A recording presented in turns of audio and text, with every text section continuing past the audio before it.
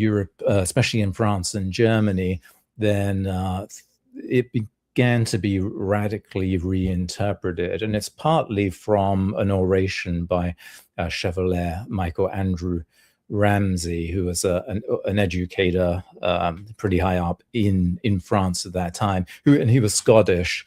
And he wrote this oration saying that, no, it's not really from England, which the French hated, and it's not really from dirty working class stonemasons. It's actually from Crusader knights that were in Jerusalem, and then they traveled to Scotland pretty conveniently. And then from Scotland, it's come into France.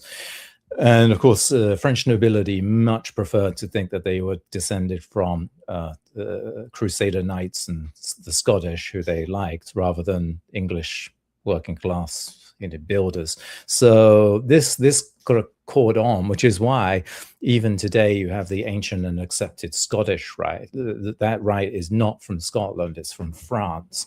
And a lot of rites were named Scottish. So even during the 18th century, you had the rectified Scottish rite, which you think would be the Scottish rite rectified later on, but it actually predates the current ancient and accepted Scottish rite.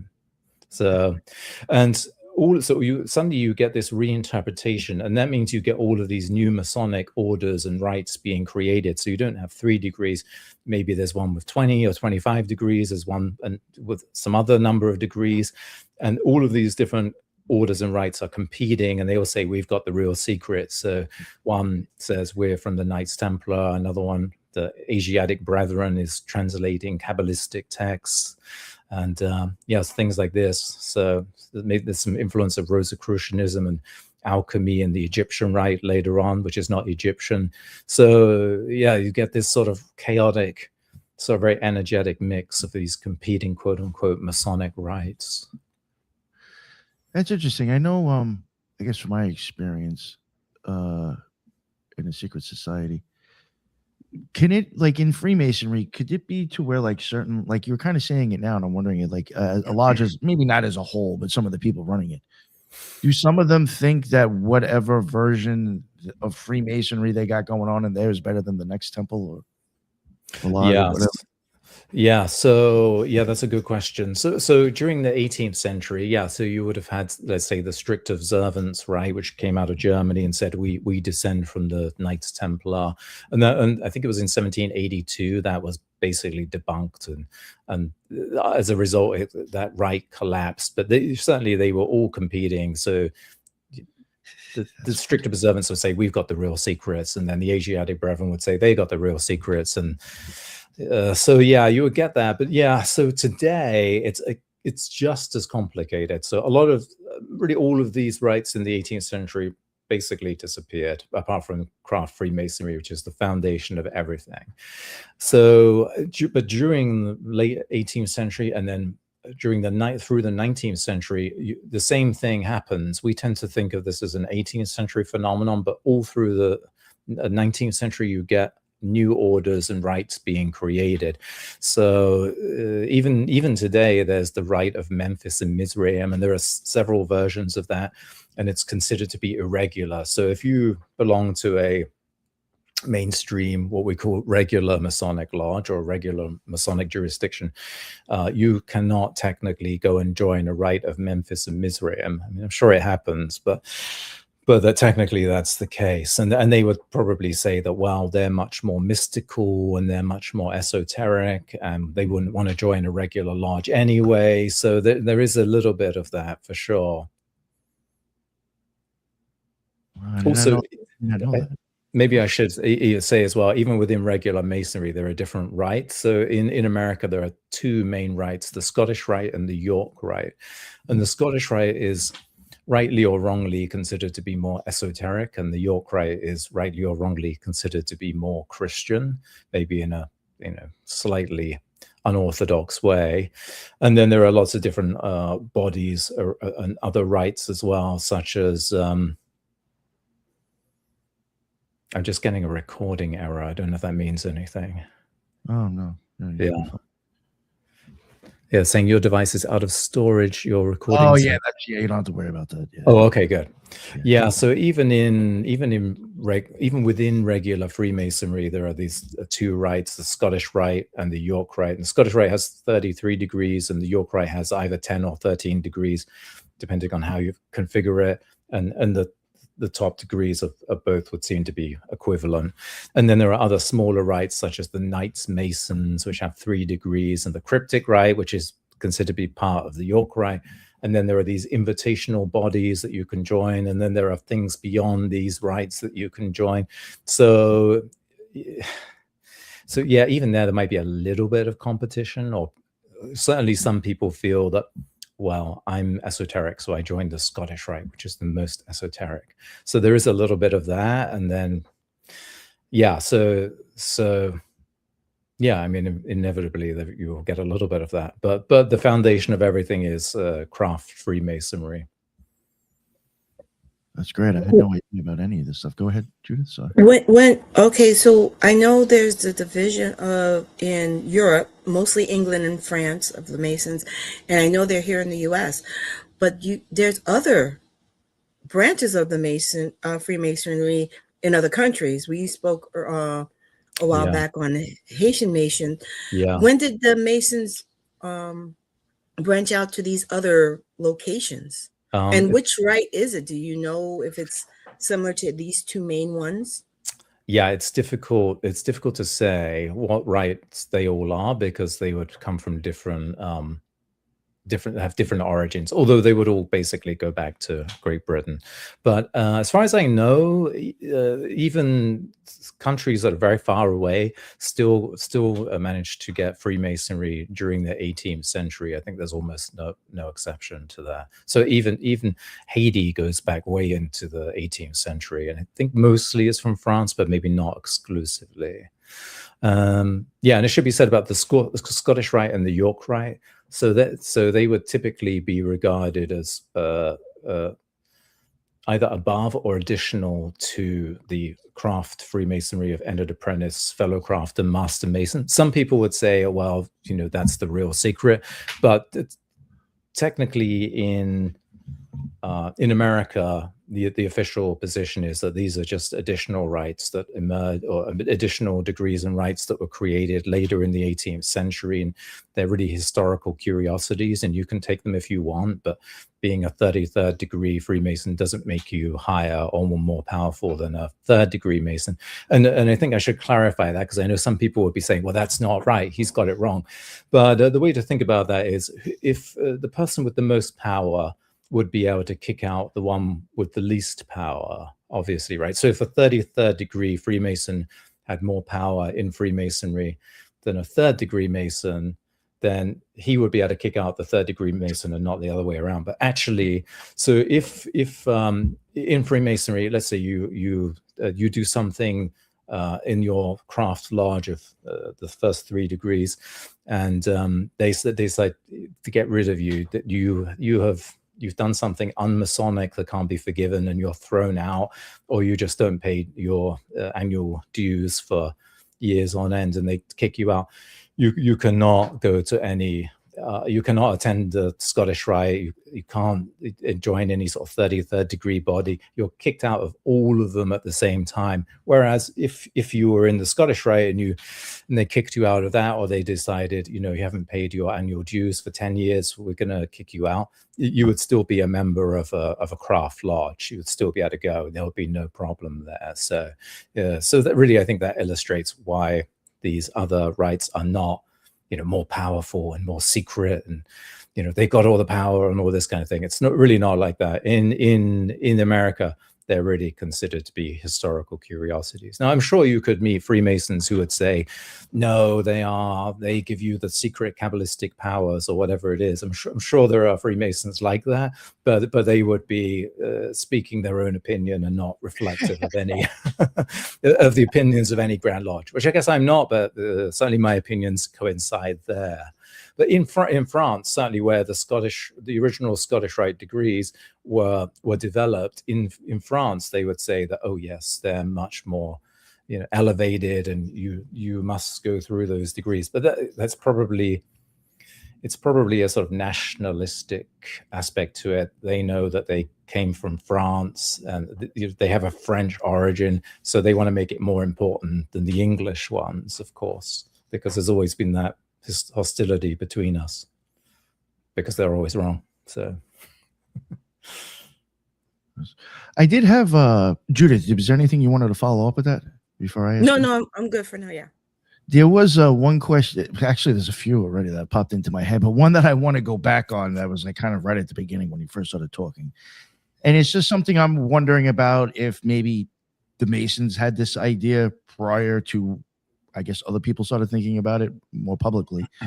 I had come across something, this has been a few years ago, where people were, I guess these people in religious studies, whatever, academics, that were questioning if Jesus might have actually been a stonemason instead of a carpenter, because of his situation where he lived and all this and that. It made more sense that he was building with brick instead of wood.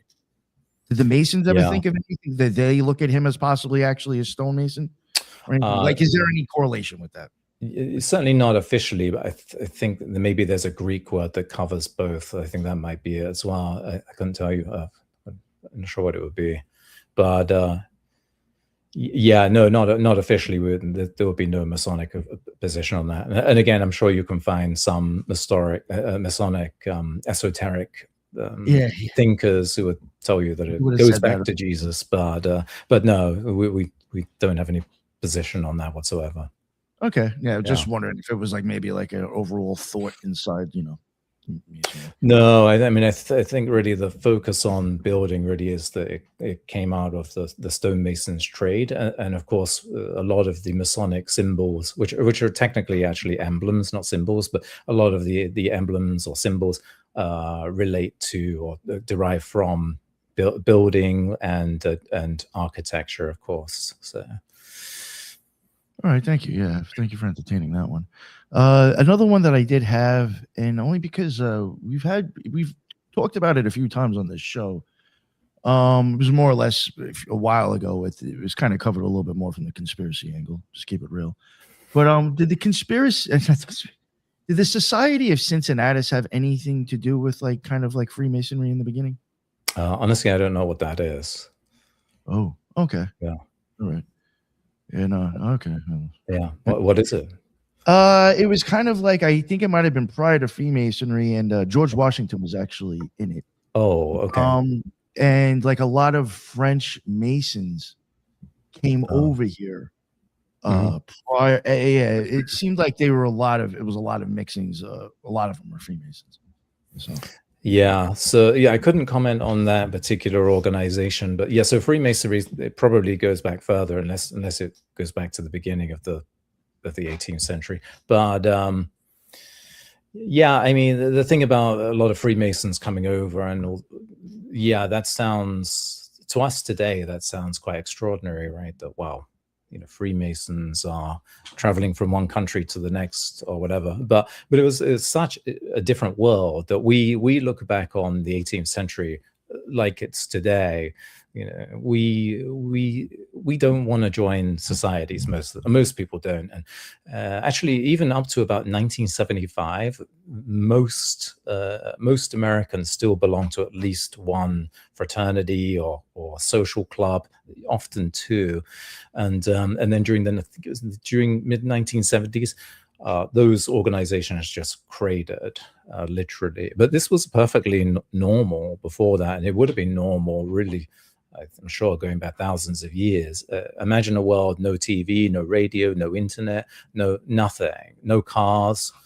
What are you going to do? You're going to make your own entertainment, singing, going to taverns, going to plays, and then you're going to join fraternities and clubs if you can.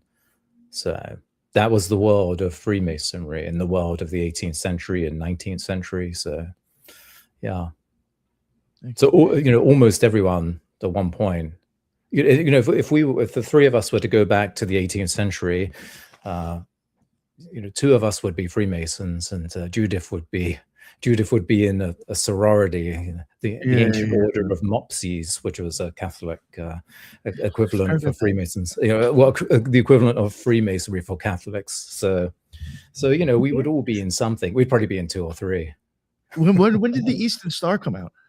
I believe that's around the mid-19th century, maybe a little later. Yeah. And again, that seems to be based on some French rituals as well. Nice. I actually have somebody that I forgot to have on that's in the Eastern Star. There you go.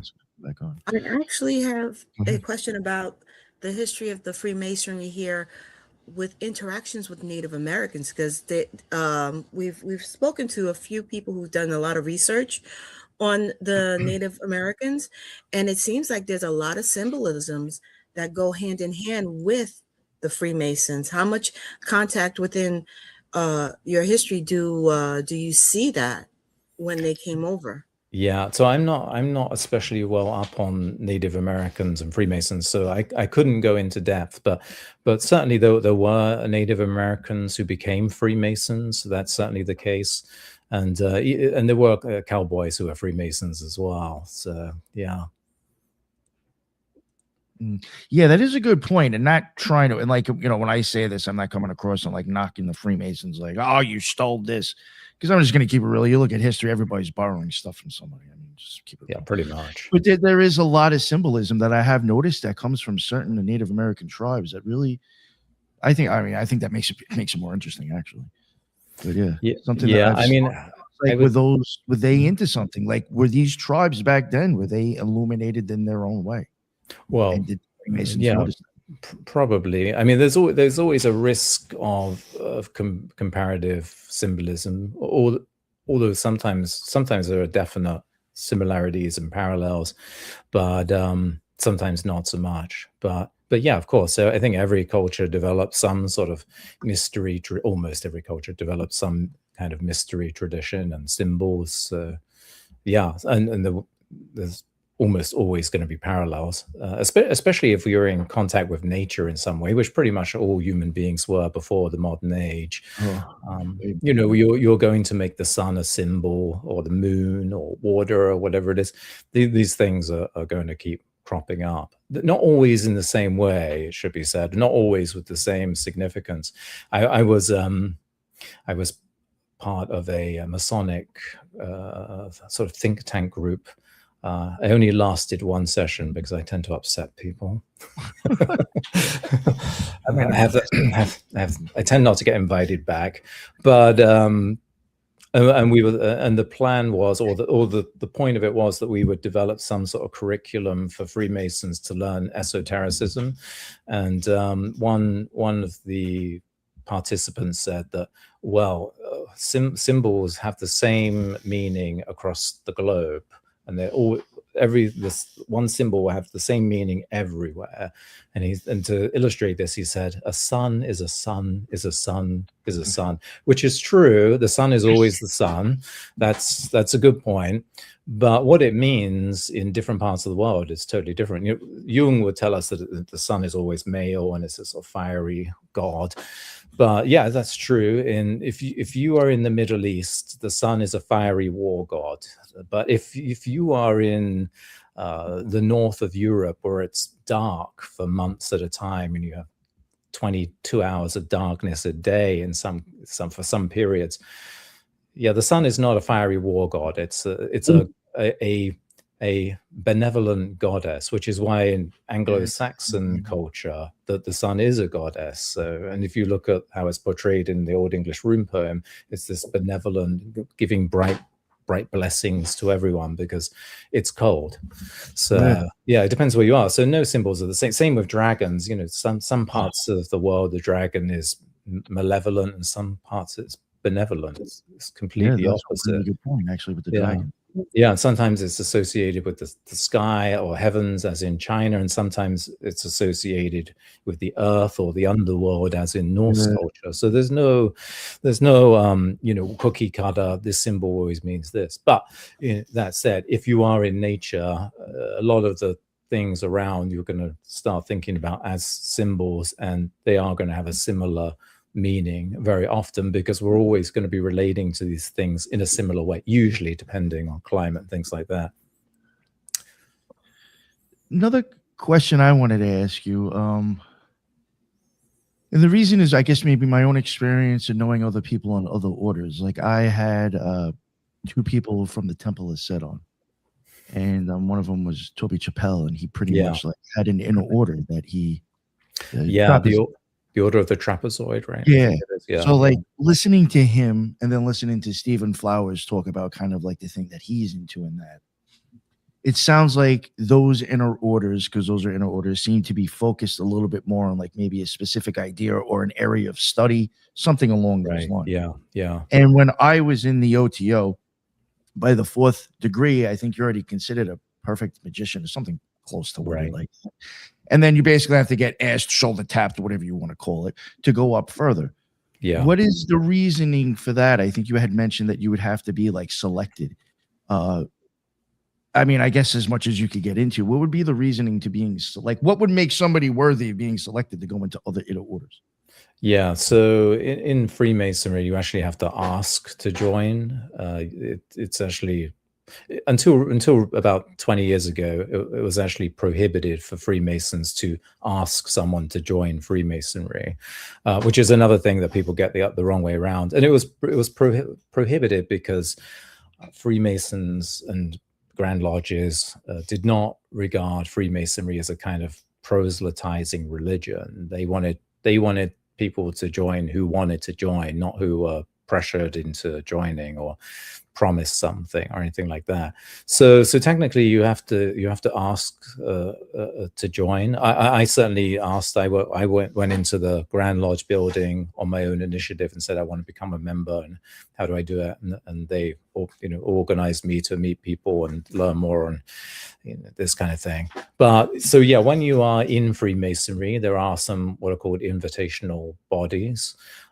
You can apply to join the Scottish Rite, and you might be accepted. You can apply to join the York Rite or the Knight Masons, maybe some other bodies, but there are a few quote unquote invitational bodies. And one of those is the Societas Rosicruciana. In America, that's the Societas Rosicruciana in Civitatibus Federadis, which is a Masonic Rosicrucian order, let's say, or more technically, a Rosicrucian order that only accepts Freemasons as members. And so I was a member of the Societas Rosicruciana for several years. I think probably around 4 years, and I was very active in it. And so why would somebody be invited to join that? And it was at the time quite secretive. That was 2003, and the reason is they wanted to have brothers in that society, it would be called a frater then, who were focused on the esoteric and on, say, alchemy, Hermeticism, Rosicrucianism, maybe other esoteric traditions, but those would be the most typical ones. So they were looking, and they were also looking to have brothers join who were more active. So I was asked partly because I was actively researching esotericism and the history of the esoteric and the history of Freemasonry, but I was also very active giving talks as well, which was something at that time that really wasn't happening. There was no Masonic education. That has changed, but at the time, no one was doing that. So, for example, when I joined the Masonic Lodge, we were having talks on this sort of fulfills the some people's notion of it as wearing aprons and all this sort of, and having dinner and nothing else. But when I joined, we had a talk on men's health. We had a talk on tax law, right at the end of the year, the end of the tax year, and then we had a talk on by a fireman on fire safety, and the other two talks were given by members of the lodge, but we had a fireman come. And I thought, it's not terrible, and it's sort of interesting, but not really why I joined the lodge. So I gave a talk on stonemasonry, runes, and Freemasonry, and then later on I started giving other talks publicly. I gave 3 talks in the Chancellor Robert R. Livingston Library and Museum of the Grand Lodge of New York, to give it its full title. And I gave 3 talks there on German philosophy and Freemasonry, which were open to the public. And I gave 1 or 2 other public talks there as well. And literally no one was doing that at the time. So I was invited because my interests were aligned with their interests in terms of research, and I was being very active in writing papers. I was writing a book by that point, and giving talks, which no one else was doing. Which doesn't mean that you couldn't get into the Societas Rosicruciana if you weren't doing those things. I was initiated the same night as a very young brother as well, who was a very nice guy. He was very interested in the esoteric. I don't think he was giving lectures or necessarily writing or anything, but he was seen to be artistic, and which was a good thing. All of the ritual materials were handmade by a member of the lodge, so that could be helpful. And his interests were very much Rosicrucianism, alchemy, all the things that they were focused on. So that really is why. There are other invitational bodies. I'm not entirely sure what all of their focus is, but that's why technically the Societas Rosicruciana exists. Nice, thank you. Yeah, and it should be said that we were told, don't tell other Freemasons that you are a member, not because we're looking down on anyone, but because we want to keep this focused on the esoteric. We don't want this becoming just a kind of another thing for Freemasons to join, because there is an element of a contingent of Freemasons who want to join everything because they want to kind of collect the whole set. Which, I mean, it's fine. It's not really what it's about, but they wanted to keep that, the person who just wanted to join, they wanted to keep out. So. And I'm sure Judith may even remember from her experience. I know from my experience, there was people I met that was like in everything, and I'm just like, yeah, that's right. That's right. Just want a badge, like to say you're a part of everything. That's right. Yeah. Which probably proves it's not working, or you wouldn't need to. I've heard someone else say something very close to that whole idea. Something must not be going right if you got to join all of them. That's right. Totally. Yeah. Judith, was there anything you wanted to ask before I keep going? I was going to ask, because it sounds like there's 2 different sides to the Masonry. Mm-hmm. And it seems like the conspiracies and the rumors are basically unfounded, because I'm wondering, is the esoteric part, I know the attachment to the Knight Templar, but is the esoteric part throughout the entire history, or is that something that just started recently? Yeah. Conspiracies. Yeah. Well, it depends how you define esoteric. So with the old charges, certainly there's a lot, which is a mythology. You could regard that as esoteric, and as I say, Hermes is mentioned in there, and lots of interesting and curious stuff. Maybe it's not Rosicrucianism or alchemy, but it's in certain sense esoteric, at least as we would think of esotericism, I think. And again, if you again with all of these sort of strange competing Masonic rites forming in France and Germany, the strict observance, the Asiatic Brethren, and other similar groups, they were all teaching alchemy or Kabbalah or claiming to be from the Knights Templar or whatever it was.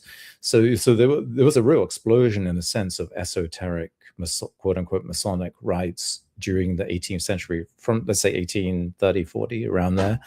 And then even in England, which was less keen on the idea of creating new Masonic rites, not least of all because they were the founders of the original craft Freemasonry, so why keep inventing more? But even there, where they were less inclined to create new rites and orders, if you look at, for example, the Ars Quarta Coronadum, the AQC, or the Transactions of the AQC, which is a Masonic research journal that began in the 1890s. If you look at the earliest transactions, which came out every year, but before the before the 20th century, the first 10 years, let's say, they would publish papers on Rosicrucianism, the Druze, Hinduism, Buddhism, alchemy. There's a review of the tarot of the Bohemians. So things that we would think are really obscure were already being researched and discussed in England during the late 19th century in a serious way. This is supposed to be a very serious research journal held to academic standards. And today tarot is all the rage and you can buy it in Walmart literally, but 30 years ago it was pretty obscure. 50 years ago or 70 years ago it was extraordinarily obscure. And 19th century, almost no one would have heard of the tarot. So, but there it is in a Masonic journal, taken seriously. So there is a long history of Freemasonry, or Freemasons being interested in the esoteric, and I'm sure it's because the more sort of thinking Freemasons, or the more thinking individuals who join Freemasonry and stay tend to be interested in things like mysteries. I mean, today they're probably interested more in, let's say, Jungian psychology, or some form of mythology, or Hermeticism, or Rosicrucianism, this kind of thing. You find this a lot in Freemasonry, among Freemasons anyway, I should say, today. Awesome. Anything else, Judith? Not now. Okay. So I'll just tell you a little anecdote related to this. So when I gave my first talk on runes and stonemasonry and Mason's marks and Freemasonry, which would have been 2002, around the middle of 2002, my closest friend was actually a member of the lodge at that time, and he said to me, all of the brothers are going to be really supportive, because we haven't had a talk about Freemasonry in the lodge for years. So they're all going to be really thrilled, and they're going to be very supportive of you. But there's that, I'm not going to say his name, but there's that old guy who comes and he makes dad jokes throughout the meetings, and don't be offended if he just falls asleep. And so I gave my talk, and afterwards that old guy, that old brother, came up to me. And he said to me, "That was great, and we need more of that." And he'd been going to lodge for 50 years, and so we write these old guys off often, and you think, oh well, they just come and they make dad jokes. But why are they going to a lodge for 50 years? Because even though they can't articulate it, they're actually interested in these things. They're actually interested in Freemasonry and in mysteries. Yeah, I gave a talk once at a lodge in New Jersey that was really far out. It was just populated by fishermen and cops, basically. And at one point I was talking about Tibetan Buddhism and the symbolism of death, and they were all nodding, and I thought, this is really wild. I never thought in a room full of fishermen and cops, they'd be nodding at all this like weird esoteric stuff. But it's the way you talk about it. And a lot of Freemasons, when they talk about it, they kind of make the mistake of trying to beat it into people like it's a religious faith that they need to believe in. So yeah. Oh, that's cool. One question I did have. Freemason often connects itself symbolically to Solomon's temple. Historically, right. What is going on with that temple myth? Could you give us a little bit behind that? Yeah, so I couldn't really tell you much about Solomon's temple, to be honest, but Solomon's temple was a big deal. Not too long before the founding of Freemasonry. So there was I think about 3 decades or 4 decades ago. It's been a long while since I looked at this, but a few decades before the founding of the Grand Lodge, there was actually a model, a very large model of Solomon's Temple built, and it toured across the whole of Europe. We would not find a model of a building, even an ancient building, very exciting, but in a world without TV or movies or internet or smartphones, this is a miraculous thing. It's a marvel, you know. So it was a big deal, and that might have had something to do with it. Architecture, you did have this idea of the memory palace, where you would mentally walk through a building and in a sense mentally embed ideas in each thing. So maybe you walk through a room and you pass a painting of a king, and then you think of something that you're going to say about the king in a lecture, and then you keep walking and you walk past a door, and then you think about something you're going to say that you have connected to this door in some way. So that as you keep mentally imagining yourself walking through it, that you have associated all of these things with certain ideas that you are going to speak about, or that you just need to remember. So architecture has all of these kind of connotations in a way. So educational, religious, spiritual. So, and considering that Freemasonry came out of the stonemasons, where they are looking at these kind of buildings as proof of how important stonemasonry is, it was, and biblical at the time, Christian at the time, most of them. So it was important. And Jews were initiated fairly early on, I think around by 1728, if I'm not mistaken. So, but as for the actual temple, I couldn't really tell you that much. And historically, no, Freemasonry doesn't go back to the Solomon's Temple. It is purely symbolic.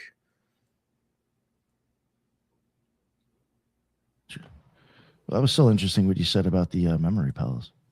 Yeah, that was a real technique during the Renaissance, and even in Freemasonry today, there are people who are interested in it. And there was an issue of Fraternal Review created about it, and Martin Fawkes in England, who's the publisher of Lewis Masonic Press, I think he's written a book about it and often lectures about it as well. So it's still a thing in this kind of world a little bit.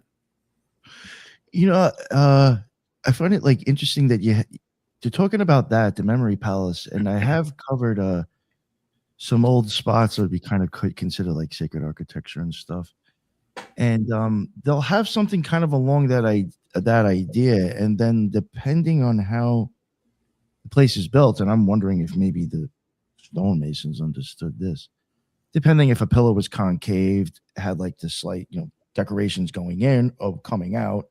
It would actually change the reverberation, where if you even chanted, that would have a difference than if you were speaking loud. Like whatever, these people were definitely building probably things, knowing very specifics actually about sound, which is weird back then.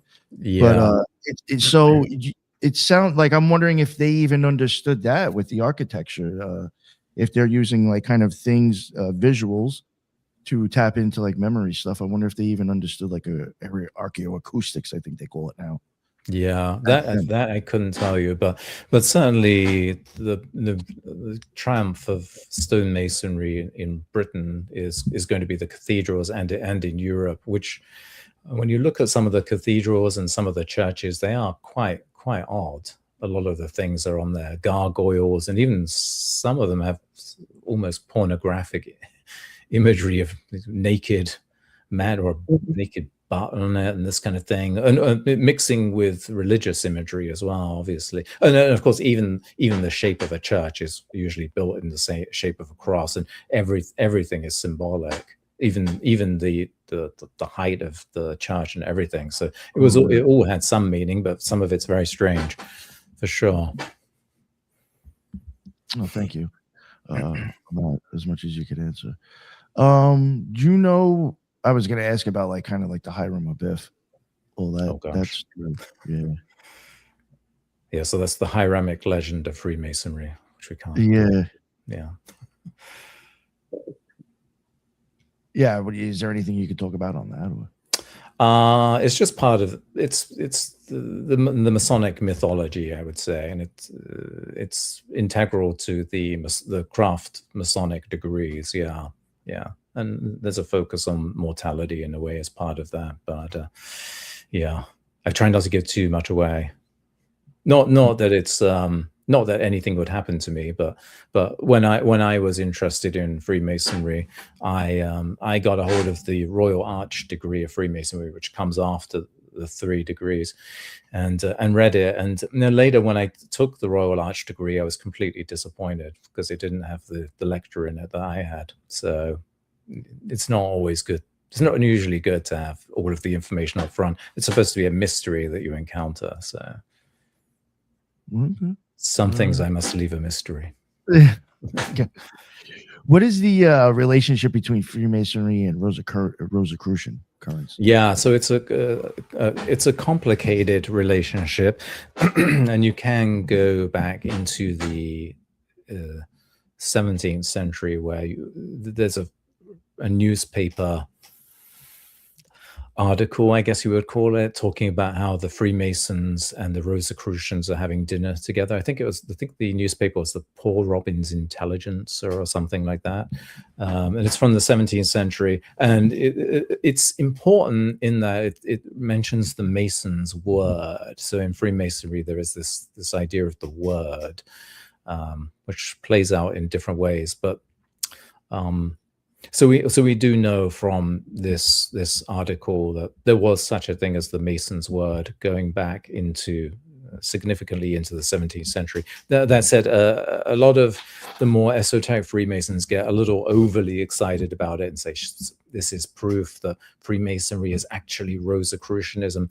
But the article itself is a spoof, and it talks about how Freemasons and Rosicrucians are going to dine together and they're going to eat phoenix and haunches of unicorn. And I'm pretty sure that's not true. So, you have to understand these things in context, which some people don't want to do. But moving forward in time, so yes, then so when Freemasonry spreads across Europe, in a sense, it becomes a vehicle for everything else.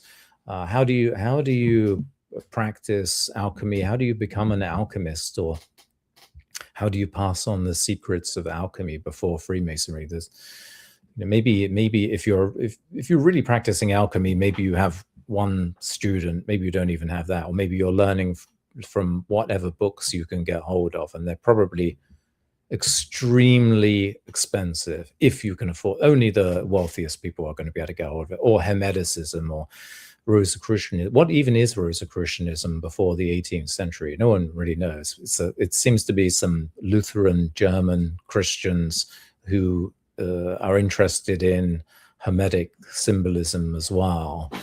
But or at least if you read the manifestos, that's what the impression one gets. Not everyone wants to think of it like that, but that is it. Hence, they're criticizing other religions and talking about Kabbalah that they've discovered being defiled by this other religion. So, they're not this sort of happy, clappy, all religions are one that we see today in Rosicrucianism. But, how do these things get passed on, or how do you learn about them? Well, luckily, Freemasonry comes along and you can strip out all of the Masonic material and just take the format of the ritual and put in alchemy, or put in Kabbalah, or put in Rosicrucianism, or put in Catholicism, or whatever you want. And so you get all of these rites with these competing mythologies and symbolism.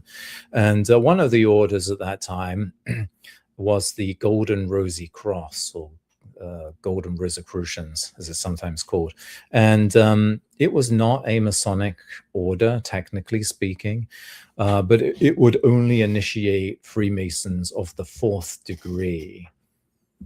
And so everyone in that order was a Freemason, and the Golden Rosicrucians claimed to be practicing alchemy, to have the elixir of life, and even to be able to conjure up ghosts or spirits with a ghost raising machine. So it's a little bit outside of Freemasonry as we think of it, but they were all practicing Freemasons. And again, Golden Rosy Cross, it's some kind of Rosicrucian order. And this was certainly popular in Germany, and maybe a little bit in France. So again, they took the Masonic format and put in all of this other stuff, all of these other Rosicrucian mysteries. And again, during the 18th century, a little later, you get the Rose Croix degree of Freemasonry, which seems to have been created or at least influenced by a Freemason called Willemotz, who was in Lyon and was a practicing mesmerist, so practicing healing, and a kind of Martinist as well, or a member of the Elect Cohen, which was again a Masonic order that was practicing Catholic magic, so fighting demons, fighting off the evils that had come into the world with sort of French revolutionary ideas, and they were combating that using magic. And he was a member of the Elect Cohen, and it seems to be the person behind the Rose Croix degree, which, when you look at the degrees, because they're often passed on orally, are not always the same. So a Masonic ritual in America is going to be a little different to the same ritual in England or in France. And sometimes they vary from state to state as well a little bit, because they've been transmitted orally and things have crept in or things have fallen out, and maybe things have been intentionally removed a little bit later on as well.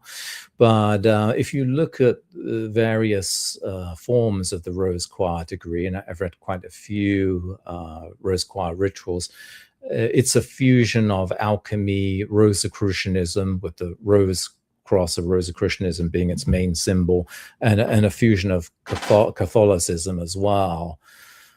So, and the Rose Croix degree became the most popular of these sort of higher Masonic degrees that were created in France or Germany during the 18th century. And most Masonic rites, if not all Masonic rites at one point, had a Rose Croix degree. So today it's in the Scottish rite of Freemasonry, and then the opposite, or the other main rite in American Freemasonry, is the York rite, and the top degrees of the York rite are of the Order of the Temple, which is what also called the Knights Templar Masons. This does not derive from the medieval Knights Templar. It derives from this idea that we were connected to the Templar, and it was created during the maybe slightly later than mid 18th century.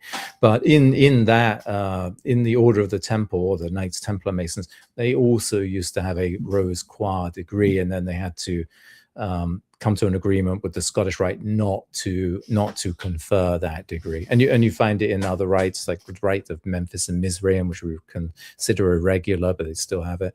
So really the most popular of these additional higher, more esoteric, allegedly degrees was the Rose Croix, and maybe still is the Rose Croix. And then of course with during the 19th century, you get the founding, late 19th century, you get the founding of the Societas Rosicruciana, which again is a Rosicrucian order, like the Golden Rosy Cross, a Rosicrucian order that will only accept Freemasons as members. I do have a question of the Rose, because I always saw the Rosicrucians and the Masons separately. Yeah. They intertwined. Did that come out of Masonry, or was it pre-existing and then they joined together? Well, it seems to be that there may have been, I'm sure there were individuals and who were very interested in alchemy and Rosicrucianism prior to Freemasonry emerging, but Freemasonry enabled people with those interests to put them into a ritual context. So today, if you join an occult order or even Wicca, there are several degrees that you have to go through, right? So you became a fourth degree in the OTO. But if you go back, well, let me say, so I've heard one academic say that, well, Freemasonry is a form of ceremonial magic because there are just too many similarities to ceremonial magic for it to be a coincidence. And so one piece of evidence would be, well, Freemasonry has degrees, ceremonial magic orders have degrees. They have an opening, closing, so do ceremonial magic orders. They have symbols, they have an altar, all these kinds of things. But the reason they are similar is because this ceremonial magic and even Wicca is either directly or indirectly derived from Freemasonry.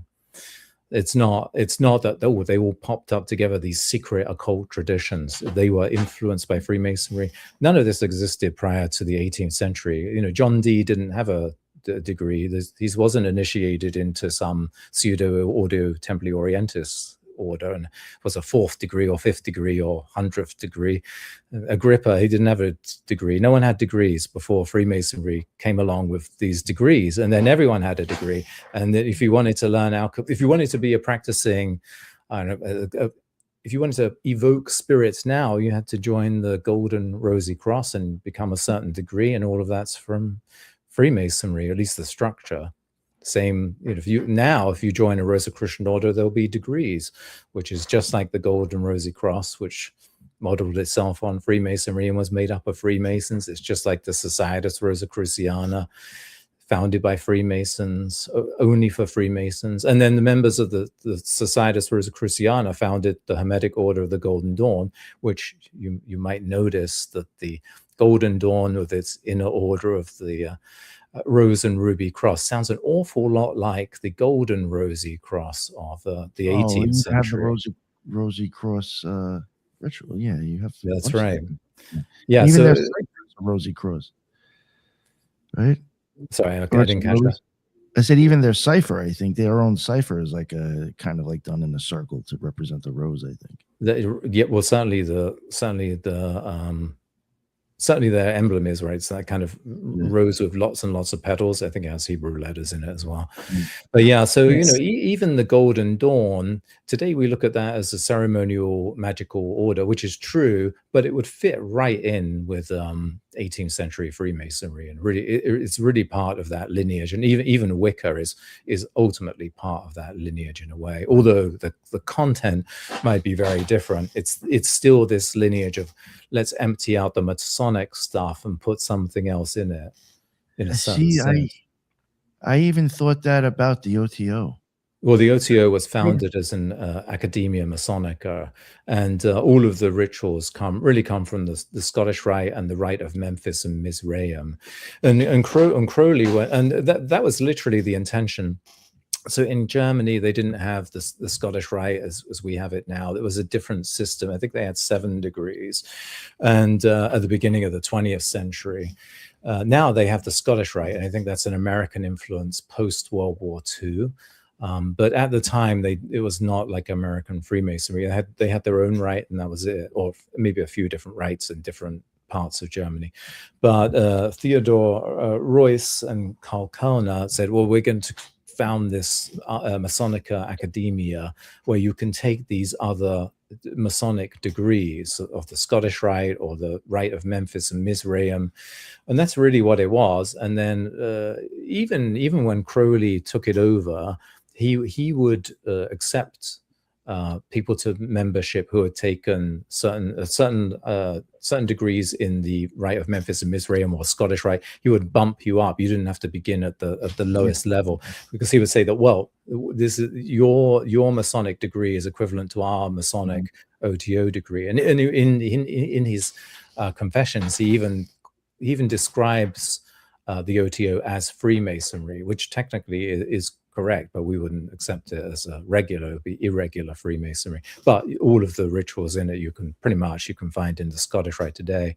And even at one point when Crowley came to America, he tried to get Freemasons in Detroit to adopt the OTO as a higher Masonic rite, so that you would go through the Scottish Rite and then you would join the OTO, and that would be the highest Masonic rite.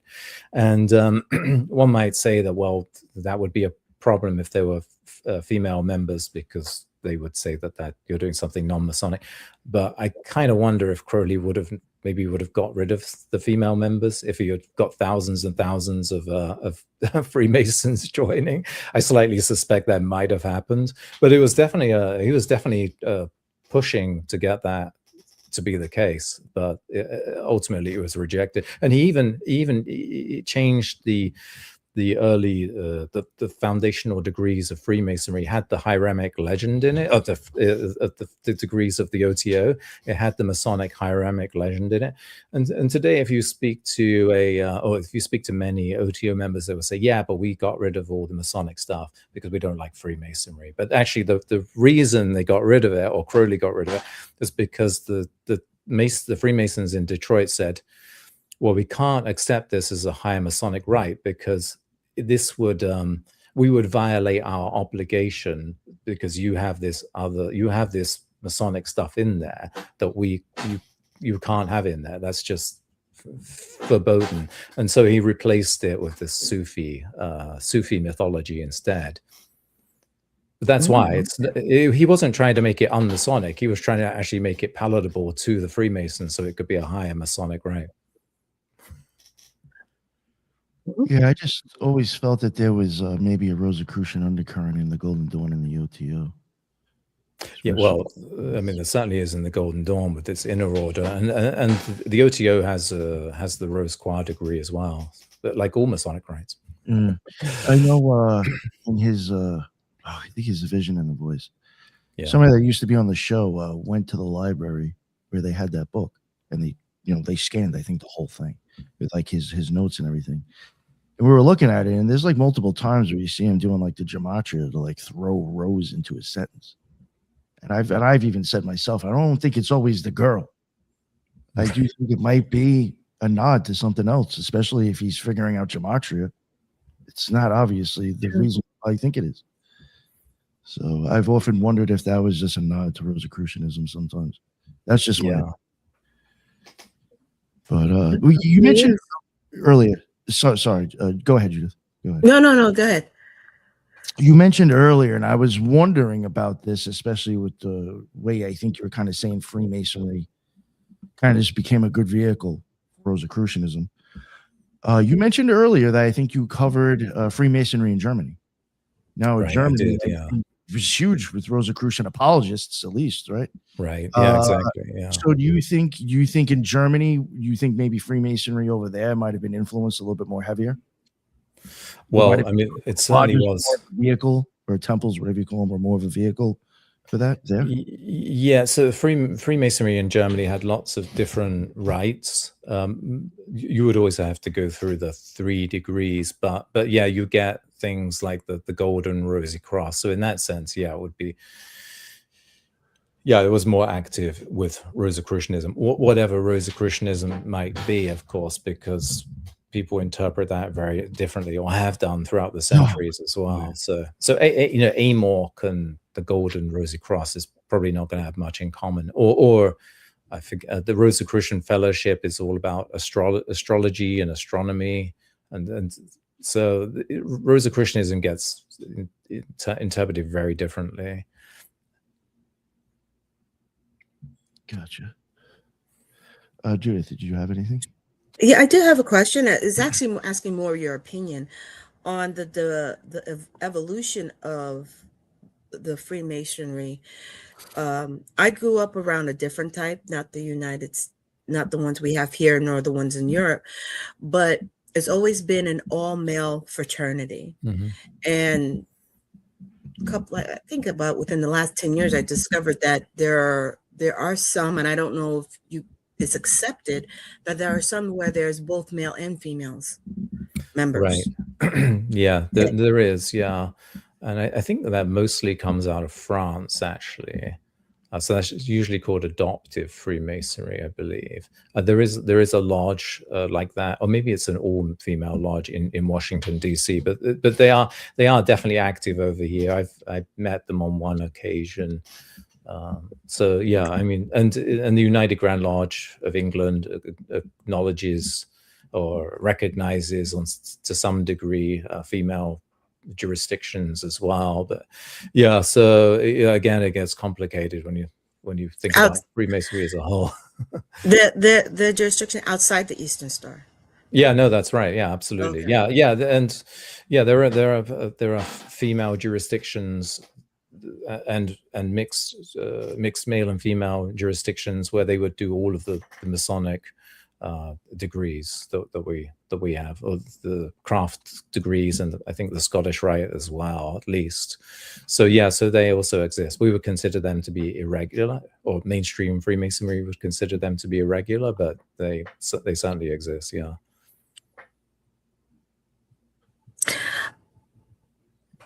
You want to go ahead, Judith?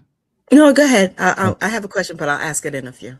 Oh, incidentally, on the note of female Freemasons, the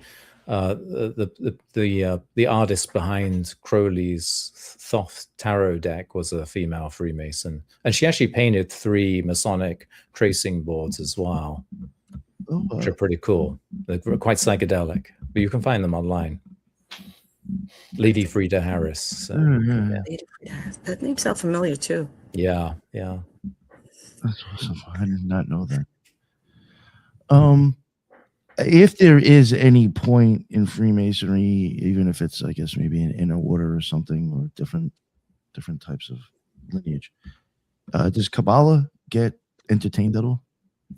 Yeah, well, so during the 18th century, you had the Asiatic Brethren, which was they were not Asiatic; they were basically German, Caucasians. But you had to always have an exotic name in that world. So they're also called the African Brothers or African Brooders. So their raison d'etre was to translate Jewish Kabbalistic texts, and it's not a huge deal. But actually, even when I went to the Grand Lodge of England shop before I was a Freemason about 25 years ago, even there they were selling a basic book on Kabbalah by Thames and Hudson, but it wasn't a Masonic book. It was literally a book on Kabbalah, and Freemasons often mention it. Albert Pike, who is overrated, and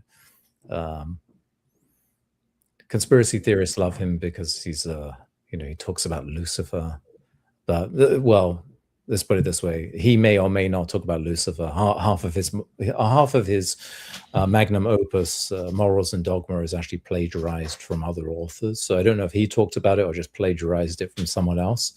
But he would talk about Kabbalah and I have some old ritual books of the Scottish Rite, and in the Night of the Sun degree, there's a brief mention of Kabbalah. It might be mentioned in the Scottish Rite today, depending on which jurisdiction. But these things pop up. Personally, I don't have a lot of interest in Kabbalah. I mean, I think it's probably a really great thing to practice if you grew up Jewish. And I've read through some books by Jewish rabbis on the Kabbalah, and it's you have to be studying the religion from birth, really. Otherwise you're never going to catch up with that. You're never going to understand all of the references. But of course there is Christian Kabbalah and there is Hermetic Kabbalah, but these seem to me to be very much stripped down in comparison to Jewish Kabbalah, to be honest, Hasidic Kabbalah. So Kabbalah maybe is interesting.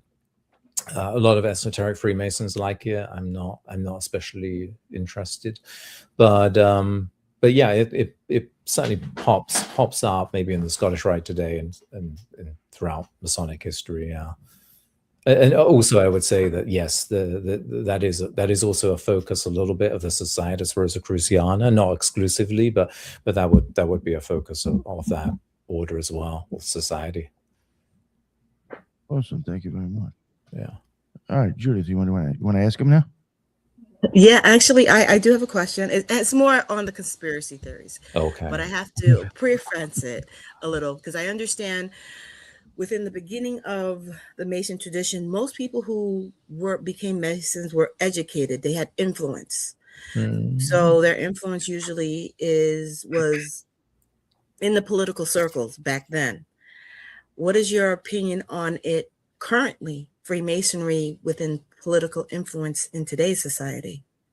Yeah, well, first of all, yes, there were many educated Freemasons of the 18th century and 19th century. There were also many Freemasons were not that educated, to be honest with you. Sailors, not that saying that you can't be educated if you're a sailor, but a sailor sailing abroad for months at a time is not at the level of a president or a senator or anything like that. But and even today, there's a real range of people in Freemasonry, from some who are doing very well financially and maybe quite influential, and many who are not. And I mentioned the other member who became an initiate of the Societas Rosicruciana with me that evening, and he was again very artistic, which really, without giving any information away that might suggest to someone who he is, not that most listeners would know, but was someone who was just scraping by financially and really in an obscure and very underpaid part of the arts, let's say. I mean, I'm surprised he made any money at all. But so Freemasonry as a force for political intrigue in the world today. Well, Freemasonry is often associated, or often part of these conspiracy theories where they secretly run the world and this kind of thing. So the last thing most politicians want to be associated with is organizations that are deemed to be, by some people, to be corrupt, running the world. We know it's all about secret handshakes with Israel and this kind of thing. They don't really want to be seen as part of that. So most politicians are probably going to steer clear of it for that reason. And it's just not at the level of saturation in society that it was 150 years ago, 200 years ago. Sure, George Washington and I think 13 of the founding fathers were Freemasons. Again, yeah, and I'm sure the rest belonged to other clubs. That was just normal. Whereas now it's not normal to belong to any kind of club. So it seems to us, you think, oh my goodness, 13 members were Freemasons. Wow, that's high. Well, it probably wasn't high, because everybody from the top of society to almost at the bottom, not at the right of the bottom, but much, much lower down, would have been Freemasons, or they would have been in some other club as well. It would not have struck anyone as unusual at all. That is something I think we all we overlook a lot when we look at the Freemasons and back then, because we didn't realize that there were so many fraternities that to actually move within society in any way, that you had to be part of some type of order. Well, I mean, you didn't have to be, but if you wanted any kind of social life, or if you wanted to obtain knowledge that was not, immediately accessible, then you would need to join these groups. Really, I mean, if we were back in the 18th century, could we? I mean, now I have loads of books around me. In fact, I always collect so many books that I have to purge them every few years. But to have a number of books in 18th century would have been, I don't know, if I don't think I could have afforded it. These were, very valuable, and books on alchemy, this kind of thing. It's not as accessible. Going back to Pike without trying to take another pot shot at him. Why was Pike considered to be this absolute genius when he plagiarized half his magnum opus? It's because there really wasn't that much around. No one, he plagiarized Eliphas Levi among other writers, but how many people had read Levi or Levy? There wasn't very much. So it was just a different time, and people have a difficulty putting themselves back in that time. Yeah, of course you would. Why wouldn't you join a society if you were in the 18th or the 19th century. What are you doing other than that? And I mean, today, of course, one can make a living. Let's say online, you have a remote job, and maybe you get all of your work or your work contacts through LinkedIn. You really don't have to see anyone. But this was impossible. You had to really be. I mean, just to survive, you had to be connected to your neighbors and to your community at the very least. And if you wanted to get on in life, which doesn't mean in some sort of corrupt way, but if you want to get on in life and not just do what your father did and would initiate you into, then yeah, you better be making some connections, and joining a club, including Freemasonry, would have been a good way of doing that. Would be the only way of doing that, really. Maybe church as well, but basically that's it. But yeah, so today, maybe it's different in France, where they have the Grand Orient, which has always been the jurisdiction of the Grand Orient, which has always been a little more interfering and meddling in politics, and that's why we don't recognize them as regular Freemasonry. But in general, from what I have seen, politicians are not, people running for government are not keen to be part of an organization with the wild conspiracy theories are flying around about. They don't really want that. I swear I wasn't even thinking about this until now, and it's not even to go against what you were saying, but I remember the last when Biden was president, and I think because I lived in New York. Oh yeah, actually, I know what you're going to say. Oh, Biden and the mayor of New York both joined the Prince Hall Masons, and that was publicized. Oh, I don't know about the mayor, but well, so yeah, so that's interesting. Why would you join the Prince Hall Masons if you are a former president, let's say, like Biden? Notice he didn't join it before he became a Freemason or during. He waited until after. But who are the Prince Hall Freemasons? Do you know? No, I was actually going to ask you if you could speak on them, but I wasn't sure if you could, like if you even had experience. Well, Judith, you should know, because historically it was the jurisdiction, the Masonic jurisdiction for African American men, basically. But Biden joined it. Okay, now that makes sense. Okay, maybe it makes sense now. Yeah. And I'm not super up on the history of Prince Hall Masonry, but I believe it's probably around a little after mid 18th century. The Prince Hall, that was the name of the man who founded this Freemasonry for descendants of Africans, basically. I guess we could put it like that. And then later on, it was renamed after him, so it became Prince Hall Masonry. He didn't call it after himself, but yeah, and for the longest time, it was really only for Black men of African descent, and maybe it would be okay for some other ethnic groups as well, but really almost entirely men of African descent. And it should be said, probably doing quite a lot of good in that community. I have seen an issue of Ebony magazine from the 1950s, I think it was, maybe the 60s, an issue dedicated to Prince Hall Masonry. And in there, it was talking about how much money they were giving to the community, and it was millions of dollars, which would be an extraordinary amount today. And there are lots of photographs of Masonic lodges, meaning that the members all wearing tuxedos and looking extremely smart, and really probably a good influence in different ways on the African American community, and important to it in many respects.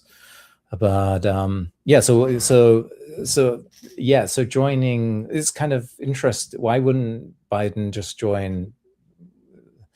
Today, almost every state, almost every regular Masonic jurisdiction in every state recognizes Prince Hall, and so you can visit each other's lodges, and they're both considered legitimate. I think there's one or two states in the South that don't.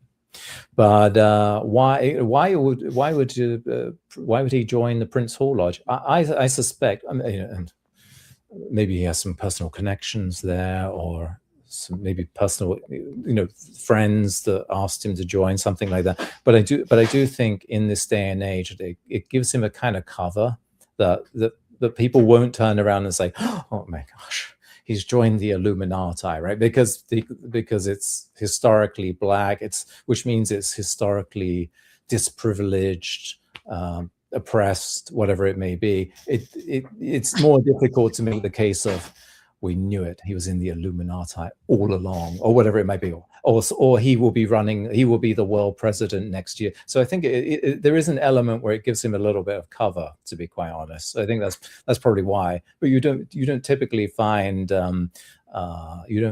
politicians joining regular non-Prince Hall Masonic jurisdictions very often anymore. Actually, it was him and Eric Adams. You remember Eric Adams, right? Yes. Of course, yeah. Yeah, Eric Adams. And then not to keep on making it sound worse, but then a whole bunch of policemen too, like high up police officers. Yeah, police sometimes they all joined. They all joined the Masons. It's more. Sorry, it's more common with police because there's a lot of and former army guys, definitely, because yes, it is a little bit militaristic in the sense that it's very, very organized. You all stand up at the same time, you all sit down at the same time, you're all wearing a suit, it's all guys. There is a kind of slight militarism to it in a ceremonial sense. Oh, so I can see that for sure. I know what you're getting at. Yeah, there's that, and there's also which actually, when I did come out of that type of environment, because that's the environment I grew up in, there is a prestige, there is a social standing, you're held up to a higher standard. And I would compare it to being considered a Mason in Europe in the, I guess, 1700s. Yeah. That it's a status that comes with it that still was there. And I was actually surprised when I came out into the world and I met other Masons that they weren't held to the same high regard. Right. Yeah. It is a status. There is a status that comes with it, which when I learned about the conspiracy side, I was like, this is not the Masonry that I know. So a lot of people who grew up around Prince Hall Masons it's a little bit of a conflict, because we're like, this is not what we know about Masons, right? But I see it's a couple of, maybe a century or two behind where the Freemasonry that everybody else talks about is. Yeah, I mean, when I was growing up, Freemasonry in England still had a little bit of prestige, but even then, it was very much sort of, we know that they all vote for the Conservative Party, and we know that they are corrupt politicians and businessmen. So it had a little bit of that already, but if you went back to prior to World War II, it would still have more prestige. And one thing that happened with World War II, I was talking about this the other day actually, but before World War II in America, maybe America after as well, but certainly in America and in Great Britain, there would be parades of Masonic parades through the streets, and thousands of people would turn out. Again, there's the social life and entertainment is very different at that point. So people would turn out in the thousands, and there would be Masonic parades, and no one was pretending it wasn't Freemasonry. Everyone knew what it was. It was just an acceptable part of the social fabric of the countries. But with World War II, the Nazis wanted to the Nazis started putting Freemasons into concentration camps pretty much immediately. And they also had planned, and they would ransack Masonic lodges and then put on anti-Masonic exhibitions. But you were going to end up in a concentration camp if you were a Freemason. And they also had drawn up plans for exterminating Freemasons in Great Britain as well. So that seems to have been one reason for being less open after World War II, because you realize you do have elements that want to kill you. So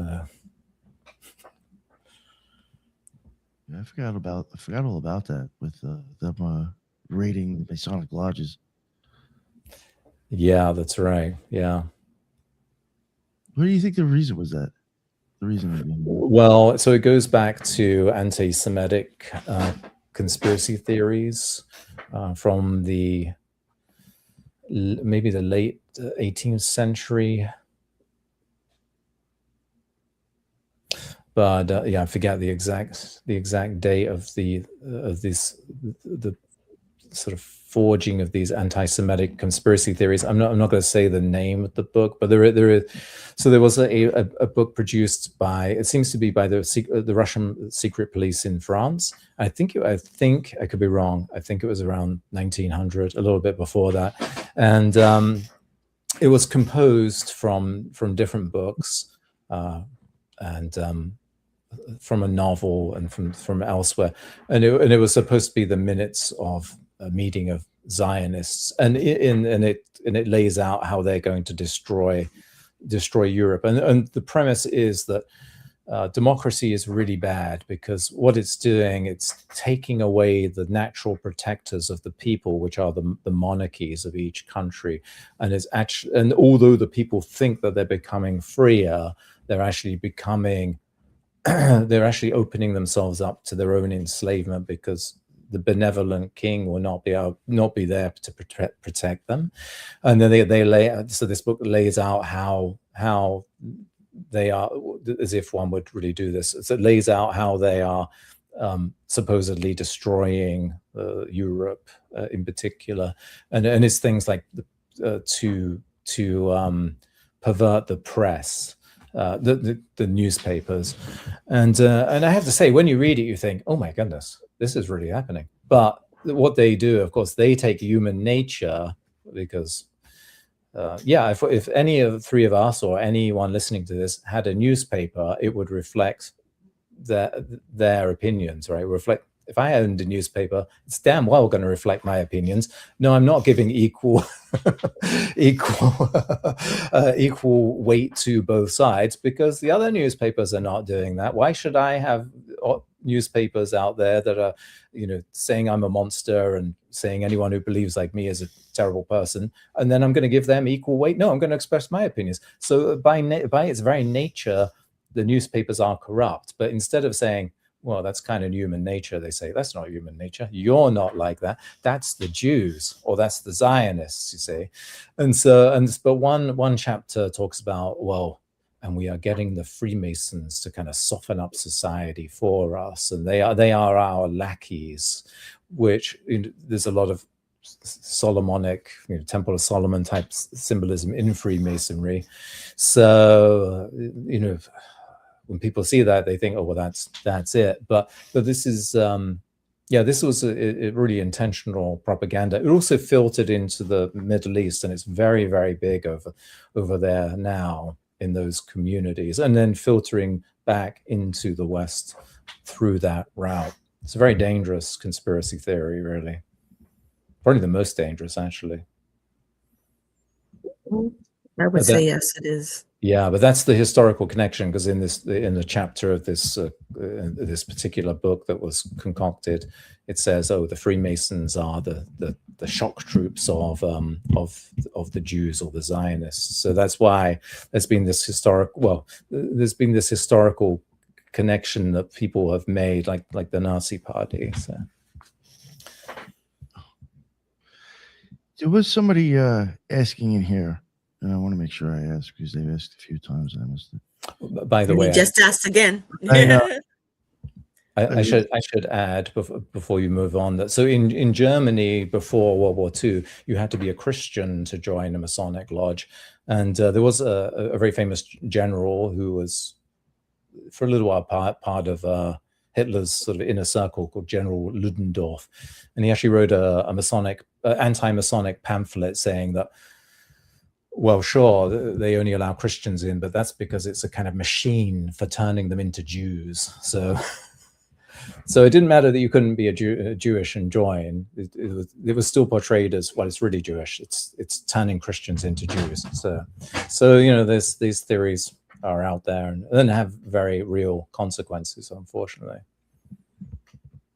including today. Yeah. Thank I you. do want to comment. I do want to address a comment. Tara, no, actually, that's not true because I grew up in a Catholic household and my dad was a Mason. So no, that's not true.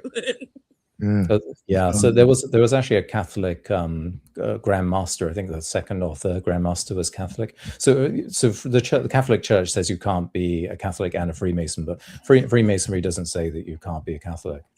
I didn't know the church said that. Yeah, they say that, but Freemasonry doesn't say that you can't belong to a particular religion. That's up to you. That's on your conscience. But you should believe in God. That's all. That's the only criteria. But I am a Haitian Catholic. That's a little bit different. Oh. No, Yeah, because I was like, I know a lot of Catholics that were, but then again, I'm like, oh, we were kind of, at one point, we were not part of the Vatican. oh, is that So, right? Yeah, yeah, at one point we were not right. in the history. So Yeah, that didn't apply to us. you missed that. But that question you were going to ask, Nick. Yeah. Oh, yeah. Is there a connection with Freemasonry? I think this is what this person is asking. A connection with Freemasonry and Skull and Bones? Well, not really. I mean, technically, no, there's not, and we don't have any relationship with them. The only connection, quote unquote, would be that a lot of fraternities in America clearly borrowed from Masonic rituals to create their own rituals for their societies. So maybe I would think that Skull and Bones probably took some things from the Masonic ritual. I wouldn't be surprised. Okay. It sounds like the Freemasonry birthed a lot of eclectic offshoot esoteric groups.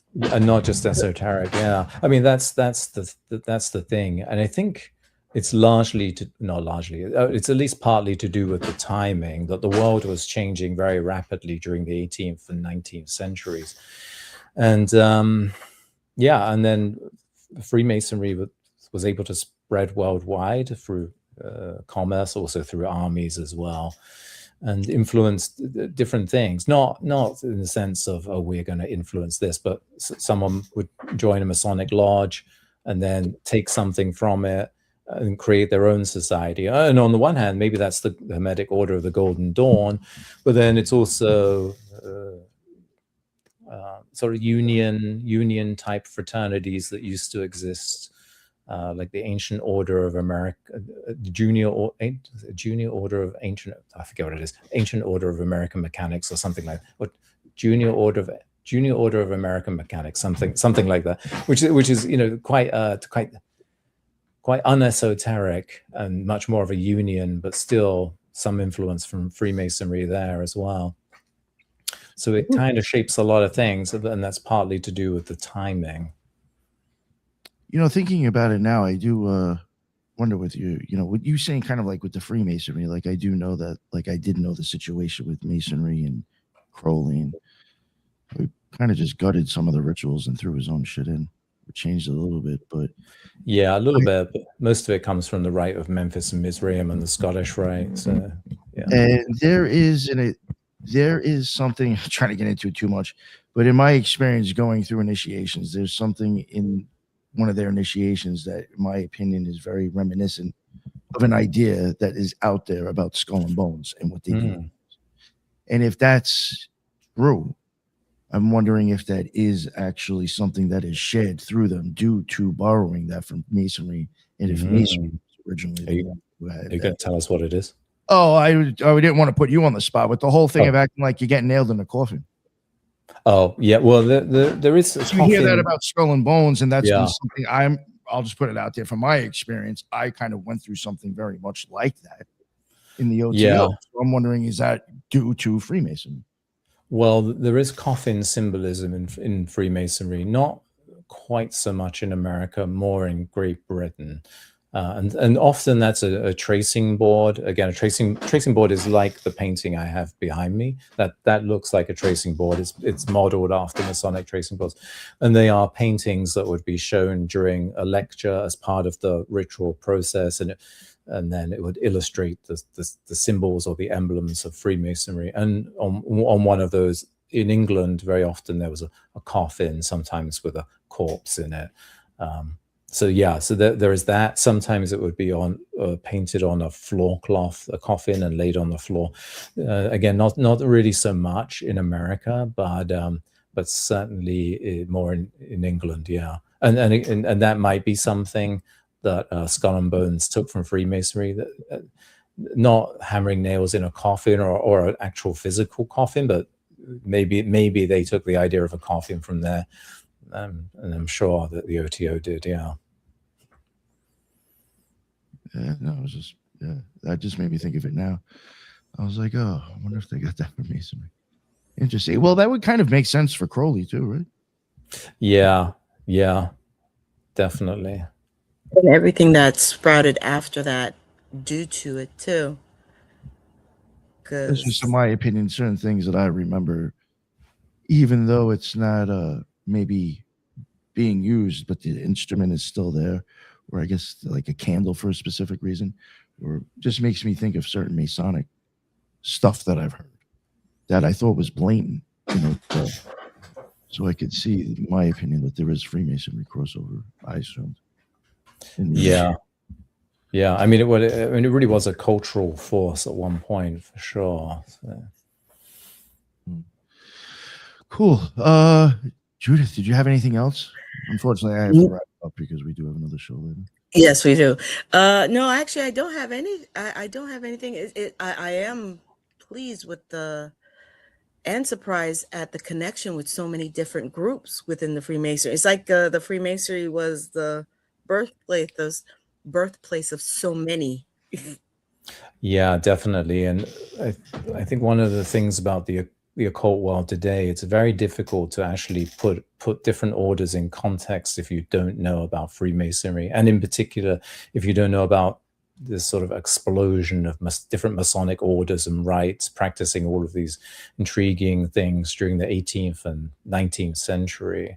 And not many people do know about it in that world. So thank you very much again, Angel. That was you're most welcome. Yeah, Thank you. Definitely some stuff in there I had never even heard of before.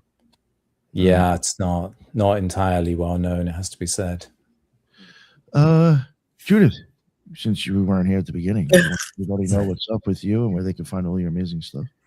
Yes, thank you. And thank you. I'm sorry I was late. Thank you for having me. And you could always catch me as the Loon on YouTube, X, and on Spreaker. And I'll be doing the weekly brunch, going back to the weekly brunch next week. I missed this the last 2 weeks. It happens. Yeah. Nice. It's good to have you on. Nice to see you, Judith. And Angel's always a pleasure seeing you. Yeah, good seeing you too. Absolutely. And Angel, please let everybody know what's up with you. Promote anything you would like. Remind them about the book, all that stuff. Yeah, so my latest book is Supernatural Woman and the Male Initiate, Bonded Through Dreams, which actually does have a little bit about Freemasonry in there, although it goes into a lot more esoteric and occult material. But yeah, a little bit about Freemasonry, a little bit about the Wiccan ritual, and about this mysterious supernatural woman that shows up throughout time. Awesome. Thank you very much, man. Thank you. Yeah, hopefully have you back on again in the future. Sure, absolutely. I feel like I'm part of the team. Yeah. Thank you. For real. No, I'd love to get you on again in the future. There was actually so many questions I didn't even ask because it just spurred into all the questions I wasn't thinking of. So maybe we'll continue this or something else. But thank you, everybody, too, in the chat. I appreciate it. Even some of the comments that didn't seem to make any sense. I appreciate those, too. But yeah. Tonight we'll also be going live if you want to check it out in about another hour. We'll be, I guess, kicking around the idea of the divine feminine. So yeah, I guess you could check us out if you want. And thank you all. And until the next one, everybody be well. Later.